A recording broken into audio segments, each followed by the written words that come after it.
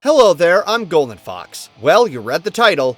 Time for the next installment of every Angry Video Game Nerd episodes reviewed in 10 words or less. I originally was going to turn this down since I got a lot of harsh comments from the previous entry, and some of you were rather displeased with a few of my hot takes and mean-spirited views on some of the entries. Not to mention the trend of replicating the Jello Apocalypse review formula was starting to wear thin after a few years.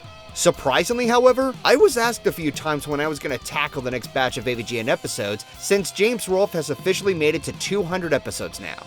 So, you want more hot takes from me? Alright, ask and you shall receive. Just a heads up though, I'm not going to hold my opinions back. Shaking things up a bit, I'm going to separate the next 100 entries into 3 main rounds with a few bonus rounds in between. I also decided to throw in a little fun score bar at the top. It'll give the whole thing a bit of an arcade flair to match the signature nerd brand.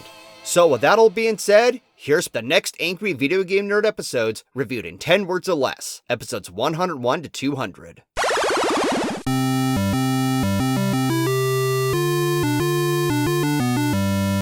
Dull humor, but a fairly decent critique of categorized games. A bonus behind-the-scenes feature for aspiring creators. The 7 deadly sins of game design was a little underwhelming. A very well-delivered lesson about broken pedestals. The sound effects alone made me want to shoot myself. Oh good, another reminder we're all going to hell. Accidentally restarting. Oof, we've all been there before. Hashtag relatable. What do you know? A fan-dedicated episode done right. Damn, I didn't expect the nerd to get this triggered. Slow as hell, but Kyle was still fun to have. Kaufman's cameo was...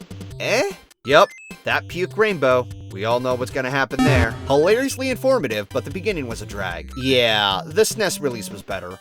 Also, Monster Madness. Easily the best self-promoted and fan-dedicated episode. A nice back in my day retrospective. About time you tried an LGN game worth playing. Hilarious advertisement rightfully shadows the struggling review. Not the last time he contemplated ending his career. Yeah, even for the movie, this was pretty underwhelming. The nicknames don't work here, nerd. You're better than this.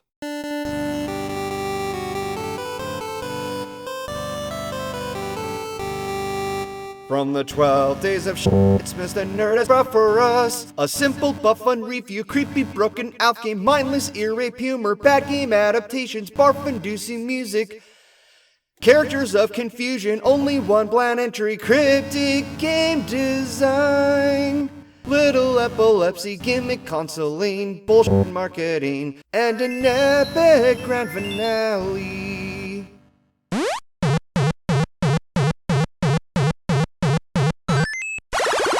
Jesus. Okay, I'll take singing lessons next time.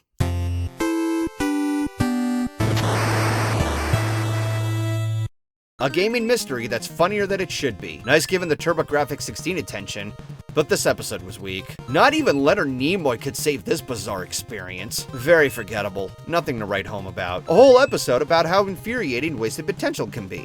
Decent retrospective as AVGN beats up Bugs Bunny, Part 3. Nerd bikes on green screen instead of actually filming outside.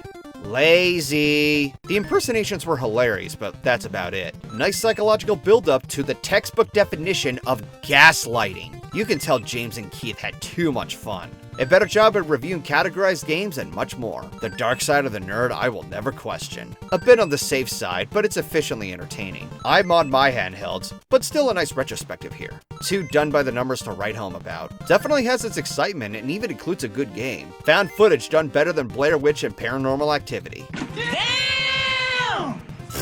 James, compared to everything else, you look ridiculous! Ah, yes. Punish me, game. Punish me. Oh, God! What the What the actual I was kidding! Easily laughed at this game as sucks. That's about it. Another example of wasted potential. Also, jizz? What the Were PlayStation 1 consoles really that overproduced and disposable? Unconventionally funny. Perfect depiction of mismarketing. That's a little too exaggerated. No, there was no clue. So much OCD happening. I remember this cover. Yeehaw! Thanks for the nightmare fuel. So descriptive, it's hilarious. Imagination. Insert hair metal song here. Well, there go my eyes, and there go my ears. The title explains itself. This title also explains itself. And this title takes all. I actually like this cover. Another example of mismarketing. So it's censorship, except not. Yeah, I would laugh too. An awkward relation to Vaporwave. Sus Kong is sus. So that's Stallone's alter ego? Well, he's not wrong. Of Squidward. Hilarious send-off. Merry Christmas.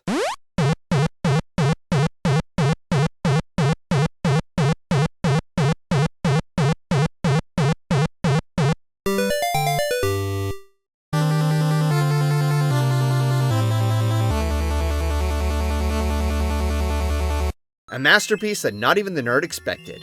Chef's Kiss. Very metal opening track. Too bad the episode was subpar. An average way to give attention to the original Xbox. Action, exploration, and a temple made of styrofoam. Paul W. Anderson's movies are still worse. Ironically, twice as good as the nerd's other highlight episode. Okay, side note here, is Sarah a Pokemon? Seriously, it looks like if Vaporeon and Scyther fused together! A hilarious traumatic retrospective of a fallen console. That ending was so worth it. Burn, baby, burn! Macaulay Culkin's cameo appearance was such a blast. Straightforward? The first game was cryptic and frustrating. Another blast from the past. Kind of getting old now. Whoa, nerd! What did the genie ever do to you? Great. Now it's in my head again. There's a part 2! Yes, I know. It was great. Congratulations, Action 52. You're no longer the worst episode. A positive review of an obscured game? I'm legitimately surprised. The outdoor filming is ambitious, but the production's still lazy. This was all done in one shot. Impressive. Justin's only worthwhile contribution in this series. Damn! A clever narrative adds to an excellent review. Truly masterful? Finn, what the hell did you type? Same metal opening track, but it was used better. Sweat is more gross than blood. The nerd said it. A subpar crash course with jokes that hit and miss. Yeah, there's nothing menacing here. If anything, it's too safe. Okay, now I wish I had those Crash dummy toys. Matt McMuscles finishes the review instead of the nerd himself. That laughter in the Tom Cruise impersonation was obnoxious. I'm surprised he survived a beer pool without a hangover. Stab in the heart, lazy game mode. This episode was okay. Well, I'm interested in watching Ninjas on the Moon now. Holy crap, a better version of the Action 52 episode. He shit out a cow. He shit out a cow. Little to no review and a way too depressing ending. Moral of the story, never wrongfully piss off the nerd. Overdone skits with minimal focus. Loathing sounds about right. Way too safe of a retrospective for my taste. Fairly solid critiquing, but nothing too special here. Know your f***ing place, trash! Damn! Yet another hilarious advertisement. Why is his head growing? I feel more sorry for Pac-Man throughout this episode. Nerd's reaction at the end was one giant mood. If that commercial tricked me, I'd sue them hard. Gather round, kiddies. Here's another crash course on old games. Too much build-up, too little payoff. Sorry, nerd. Nice history lesson when finding closure to a loathing brand. Unfortunately, the B-plot was too predictable and underwhelming, and it would have been edited much better by James himself.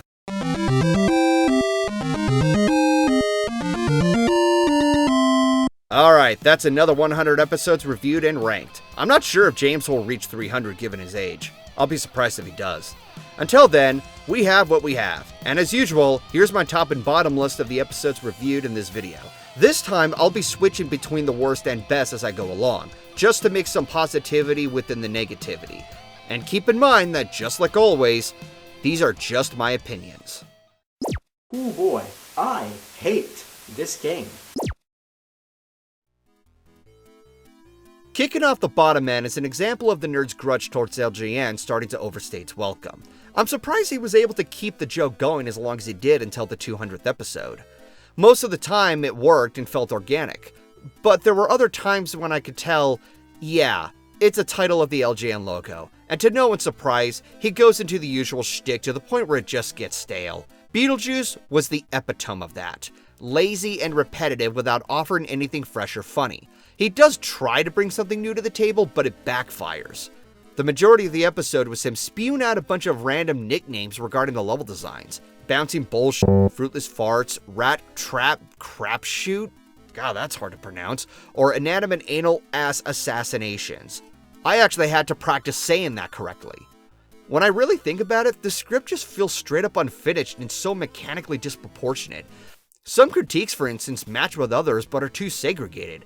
There's the barrier where he talks about having to manipulate the screen so that you don't lose a life.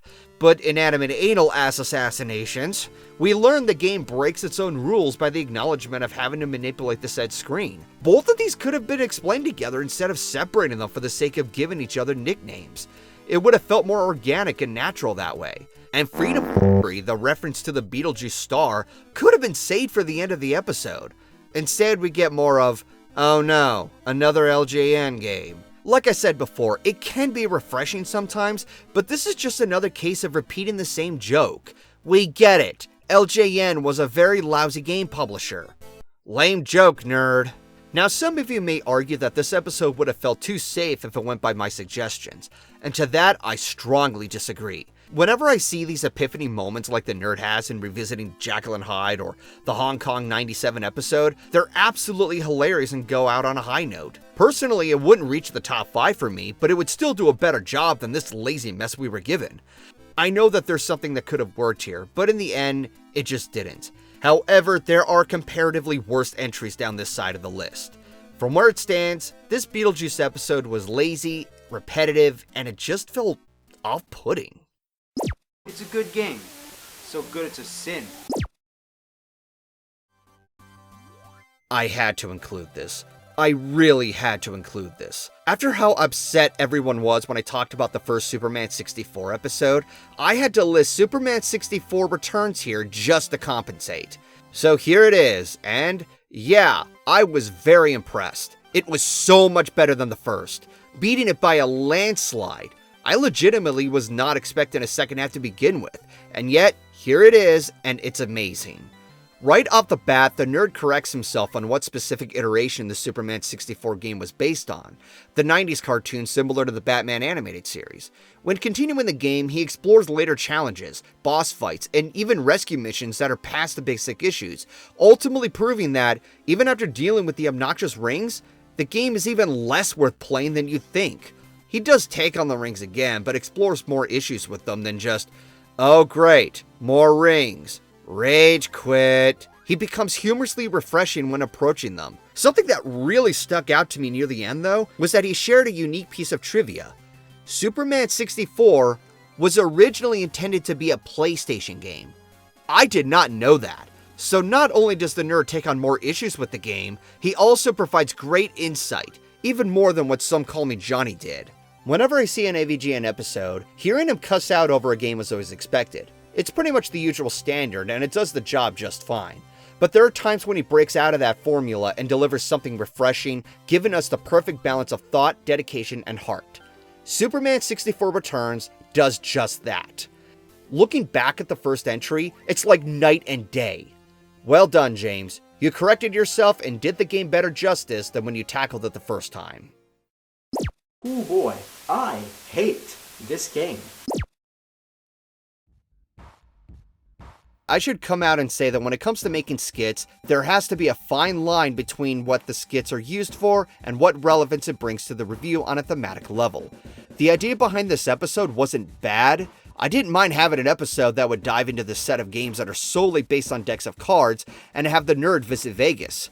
But good God, the skits overstay their welcome and we get too many references to past game titles that the nerd has reviewed, which becomes completely irrelevant. We even see a brief review of Roadrunner's Death Valley Rally. I'm sorry, are we talking about card games here, or did this episode get taken over by ADHD? He keeps losing track of what the episode is about, and it just feels so pandering and boring half the time. I know that some will argue that they're actually self-aware and even mention these problems in the episode, but that doesn't excuse the fact that it happened. If the team behind the production is aware that they're going off the rails to the point that they aren't focusing on the games that are relevant to the episode, then they should have nipped this in the butt and trimmed off the fat instead of allowing this to happen. Also, personal pet peeve here, I can't stand it when green screen effects are misused. This episode shows this on an extreme level. They were literally in Vegas as we see the nerd at the opening sign, and we get real shots of the city like the Strip and Fremont Street. And instead of actually filming it on location, they green screen the characters. Why? You had every opportunity to make the skits more believable and do something unique rather than have them flail around like a bunch of morons on a separate video layer. I know the nerd has used green screens before, but it makes more sense when they're used for something more fantastical, like having one of the clones get diced apart by Freddy, or providing a surrealistic environment in the Earthbound or Ninja Gaiden reviews. Those kind of scenes in Worlds wouldn't be possible to do in real life, so using a green screen makes sense. But there's no reason to use a green screen in a real-life location. Just film there! Otherwise it just looks cheap and feels like a silly video done by a teenager in the mid-2000s. What a waste! To be fair, it's true that James put a lot of effort into replicating Raul Duke from the movie, but it would have been better if they had trimmed down the skits and focused on the topics at hand instead of making one giant reference to Fear and Loathing in Las Vegas. Hell, just have an episode where the nerd goes to Vegas in an 8-bit style to review the games. That would have been a much better use of green screen effects. It's a good game. So good it's a sin. The last time I counted down the AVGN episodes, I included a marathon to add a bit of variety. So it would only make sense to do another one. This time, we got the 12 Days of Christmas. There were plenty of Christmas specials that James has made before and after, but there was something magical about this one. Reviewing all the games that the fans requested. Not just that, but having each game gift wrapped and placed under a tree. That's a sweet way to bring excitement to the fans who requested the games. Like unwrapping gifts on Christmas morning. And as each episode arrives, it brings a lot of anticipation on what he's going to review next. The entries are bite-sized, but it makes sense since the games are very, very limited. And yet, James found a lot of funny stuff to work with. Crazy Buzz, for instance, was one giant hilarious reaction that leaves the nerd speechless. The Hyperscan review does a solid job going over its minimal library along with its design flaws. The Mary-Kate and Ashley episode elaborates a distinction problem between the characters who you play as. Some of them even had some personal baggage that James provided, like Tag and Dragon. Or even trivial insight like Ren and Stimpy's Fire Dogs, which was based on a specific episode similar to the other Ren and Stimpy titles. The only entry I almost had nothing to say was the Pam Anderson review. Nothing clicked with me, but I could tell James was still trying. And of course, saving the best for last, we have the LJN's video art console. A much better use of the LJN joke. To my surprise, James was able to pull so much entertainment out of a primitive device. The last time he did this was the Odyssey, but he was able to make it work because of the historical novelty behind it. The LJN video art was very refreshing just due to the sheer fact that LJN made a game console. That's abhorrently new to me, and we hilariously suffer with the nerd over the many hardware and performance issues to an even amount, thereby keeping the episode very well paced and ending everything on a strong note. As an added bonus, we also have some nice cinematography in the opening. Shots of zooming into the tree ornaments of the channel logos was very nicely done, and the lighting definitely gives off that Christmassy vibe. James has made several holiday specials before and after this marathon, but personally I think this one holds a special treat for the fans. Oh boy, I hate this game. We've seen a lot of episodes that involve retrospectives on certain retro consoles. Some were good and some were underwhelming to say the least. But the Aladdin Deck Enhancer episode was just sloppy and mean-spirited, particularly the skits between him and the genie. The nerd has had so many encounters in the past, a lot of which devolve into fistfights, but at least the nerd usually has a good reason to throw hands. Freddy and Jason, rightfully fighting them off since they forced him into playing games. A Klingon? Once again, he was defending himself. Bugs Bunny? Yeah, I'll admit, he had no good reason to start a fight with him. I'm only guessing he was getting annoyed with his presence, but guess what? He made a mortal enemy of him to the point where they were both in hell in the Crazy Castle episode. Yes, some already argued that it was Woody Woodpecker, but he still continued assaulting Bugs in the Mega Man episode. So it was still a mistake that he made. That being said, the nerd was extremely cruel to the genie for no reason. His first wish was to get micro machines for the enhancer, which is totally fine. But then it comes time for number 2. He wishes for the genie to swim in a septic tank. Why? What the f did the genie ever do to you? He's doing his job, giving you 3 wishes for anything you want, and this is how you thank him? What the hell is wrong with you? Here's an idea. Why not make a wish to get rid of games or LJN? Utilize one of the past jokes in a refreshing way. That would have set up an interesting premise while going over the deck enhancer itself. And maybe have the nerd realize that it's also something he may want to get rid of when discovering the caveat behind it. And what do you know? There actually was. The games for the Aladdin deck enhancer were the same games found on the NES cartridge releases. Personally, if I were to write this episode, I would have it where the nerd has to reluctantly reverse his wishes in order to get rid of it. At a time when narratives were more dominant, that would have worked well. Also, this is nitpicking, but how the hell is Aladdin doing his business on the toilet with his pants on? It would have at least been funny if they censored him when his pants were down. Otherwise, it just gives me the impression that he shit himself and doesn't realize it. Hell, that would have been a hilarious skit where he gets karma. There's so much wasted potential here. To the episode's credit, I like that the nerd praised the Micro Machines game and even impersonated the fast-paced narration of the classic commercials. It was a fun game and it was actually available for many consoles at the time. The NES, the Super Nintendo, the Sega Genesis. He also does point out that the deck enhancer was made to reduce cost given the actual games were too expensive to purchase. All things considered, the rest of the games he reviewed didn't stick. In fact, they were actually pretty boring. The jokes didn't land, the plot was beyond stupid, and despite trying to go out with a bang, literally by exploding every single deck enhancer console to every cameo, this episode just does not hold up at all. It's a good game. So good it's a sin. Personal confession here, I actually don't like Majora's Mask. I don't like how unnecessarily cryptic the game is, even by Zelda standards. And I don't like how this game made me feel embarrassed when trying to figure out what I was supposed to do. People have argued that this game was better than Ocarina, and even then, I still prefer A Link to the Past. But from the moment I started playing the game, I was told that a friend has to help me out. That was an immediate red flag. In any game, a player should be able to figure things out on their own without any outside help. So right off the bat, the game already broke a fundamental rule. The sad thing is, the game has a lot of great features. It has a great premise with the metaphorical representation of the afterlife, the dark imagery helps the title stand out, and the soundtrack is wonderfully mischievous. So I understood the appeal behind the game, but after too much trial and error, I threw in the towel. And since then, I thought I was the only one who didn't like the game. So when I saw that the nerd was tackling it, I was very surprised. I didn't expect him to review it, let alone take another Zelda game outside of Zelda 2 on NES. But the reasoning behind it already intrigued me. He's never played the game before in his life due to getting burned out on Ocarina of Time.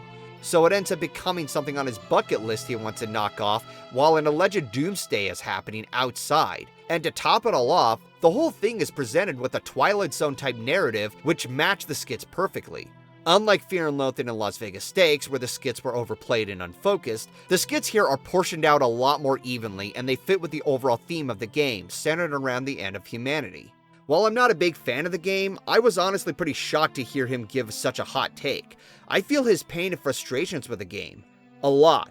The saving system, the banking system that preserves your deposited rupees if you go back to day one to save, the frustrating side quest. I admittedly didn't make as much progress as him, but I still felt every bit of his agony as he played through. He doesn't hesitate to address as many issues as possible, and in signature golden nerd fashion, we're given an epic montage where he spends his remaining time finishing the game before Doomsday reaches its end. It's pretty entertaining to see how passionate he is with the game despite his frustrations. It is worth acknowledging that not all of his critiques involve tearing the game apart. He appreciates the tones and themes that I mentioned earlier. He actually speaks on behalf of the game's strengths before the countdown reaches the end and respects those who actually enjoy it. So it's not an insult to anyone who either disagrees or thinks differently about it. My only real gripe with the review is that his criticisms on the graphics were unfair and unnecessary to mention.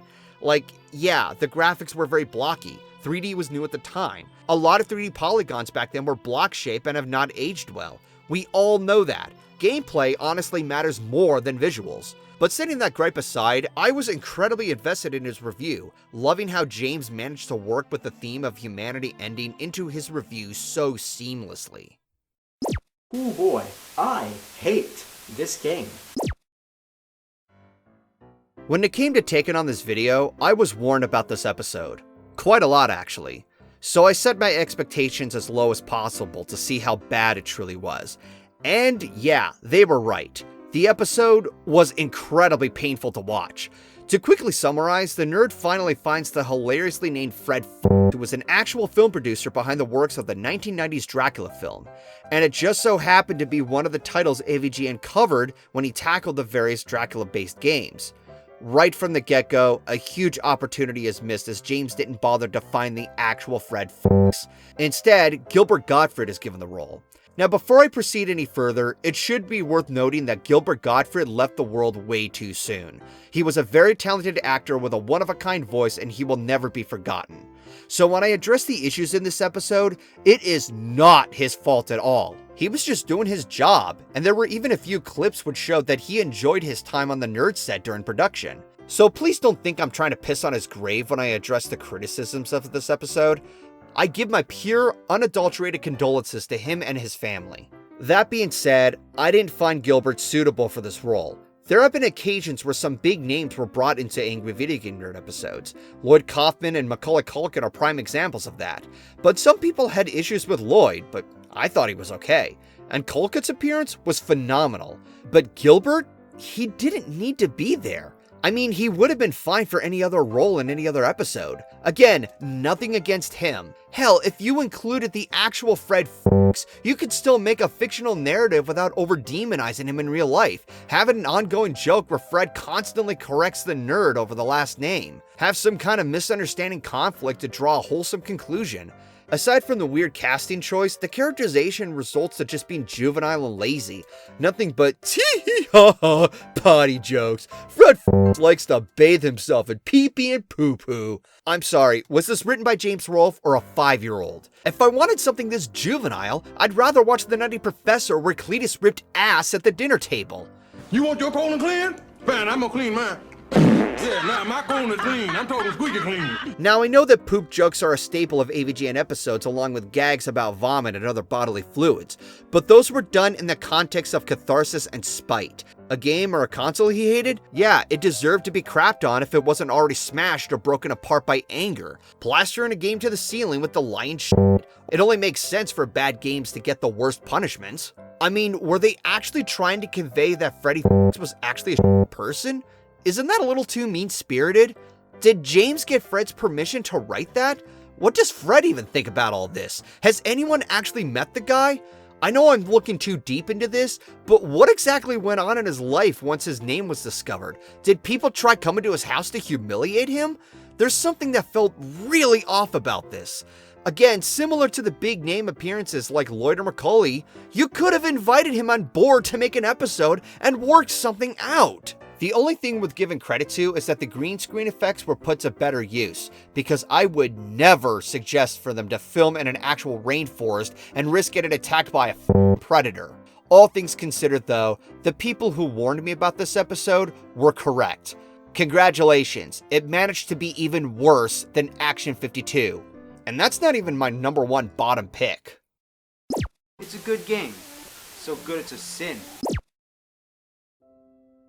Believe it or not, there are instances where having an ego is a good thing. There are times when being prideful is appropriate. There are times when being selfish is not often looked down on. This is because there's a good thing where accomplishments are not to be taken for granted. Rather, influence their good nature to make others happy. This episode, AVGN Games, is one of those examples. From the start, this is a huge advertisement for the AVGN Adventures, a game that James helped produce along with Screw Attack, when it was still around. Normally, when making a huge advertisement for something, whether it be a movie, a TV show, or just anything, there's a high chance that things could go south. But when it's done well, it can be really something special. Showcasing the AVGN Adventures was definitely a treat as it had several references to the series, and has been made available for everyone to play.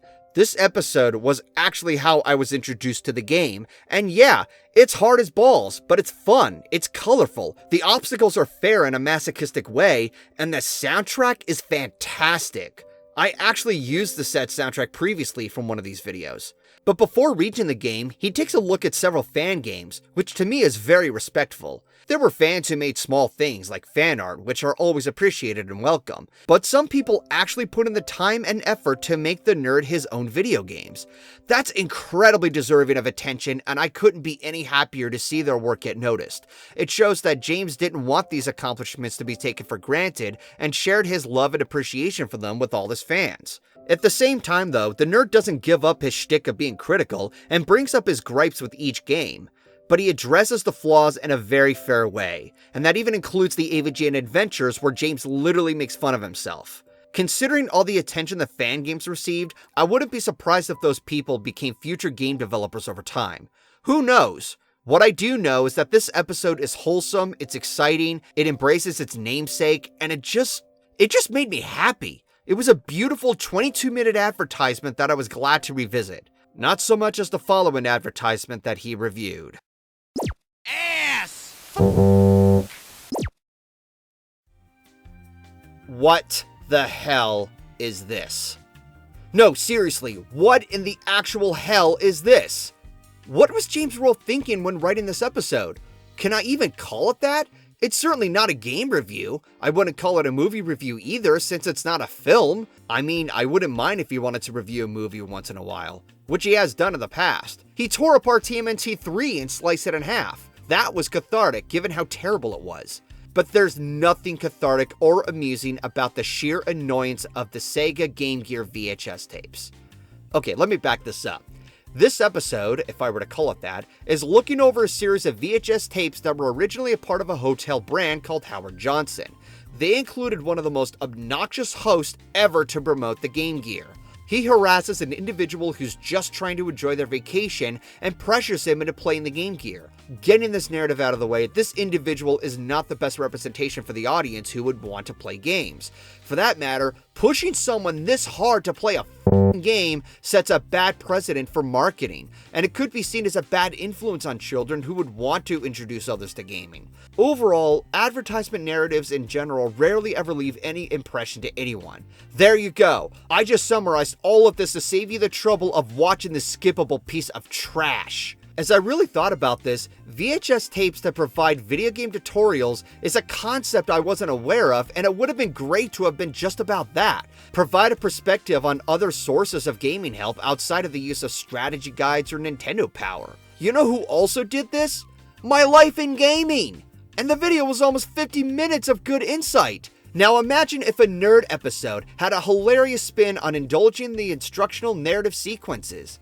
As is, the moments where the nerd reacted to how Taz had to get through a door was enough of a concept, but that was too minimal. What about other VHS tapes outside of those two Howard Johnson copies? Hell, why not just make an episode about the Game Gear itself? You had all these other episodes revolving around other consoles, or not. Why can't the Game Gear get its own share of attention? Talk about the annoyances like addressing the screen lighting, having to use 6 AA's and tear into Sonic 2. That game was garbage. But also give some love and attention to terrific underrated games like Tails Adventure and Sonic Chaos to even out the value of the console's library. Actually, Mike Matei did a video on that, I hear you say. And to that, I respond back with, "That's Mike Matei, not the nerd!" And besides, he left Cinemassacre, so that doesn't matter anymore. There were some obvious ideas that could have made the episode special in its own right, but no, those ideas were thrown in the trash. Over the course of the review, we have to suffer with him tackling just the Howard Johnson advertisements and nothing else. I get that these episodes involve having to suffer through bad games, but there's a difference between connecting with us on the frustration factor and having us groan. The video art console, for instance, was cathartic because aside from it being requested by the viewers and fans, a lot of us questioned the purpose of what that console even was. The Howard Johnson ads were just ads. Forgettable pieces of trash that were much less entertaining than seeing how bad a certain game or a movie could be. Not only did I groan, not only did I cringe, I paused a few times to process what I just sat through. It was a bigger chore than Action 52. It was even more painful than The Life of a Black Tiger. Even comparing it to the past 200 entries overall, This was without doubt the worst episode of the Angry Video Game Nerd. What a f***ing accomplishment. But you know what? We have an accomplishment that's several times more worthy of mentioning. And that happens to be... It's not Here it is. Earthbound. A review that no one saw coming. I mentioned before that it is possible for a lengthy episode to be good and not drag itself on for too long like what Action 52 did. And I'm not joking when I said that this was the review that no one saw coming. James never had any plans on reviewing this game. He was busy with other titles that were on his roster, but when he decided to give Earthbound a shot, a huge gear turned in his head to make it an episode of the Angry Video Game Nerd. Lo and behold, it was an episode about discovery and exploration behind the game's legacy. By doing so, it kept an extremely good pace for a 39-minute episode. Each moment revolved around the ups and downs of the game, ranging from the weird discovery, the absurd pricing online, and how it differentiated itself from other RPGs. Playing the game and reacting to the moments, even when they were disturbing, just kept me invested throughout. Skit-wise, the episode goes to many places and plays into how the game portrays itself, which is another good example of using both green screen effects and other effects efficiently. Unlike some other video, one of these effects involves having to amputate many portions of his body. It's more for shock value than anything else, but it mimics the moments when you play Poe. One of my favorites is when he visits his memories and has all sorts of encounters. One of which is his younger self asking to play E.T. and a sliced copy of TMNT 3. It eventually turns into a negative metaphor that affects the psyche about facing one obstacle.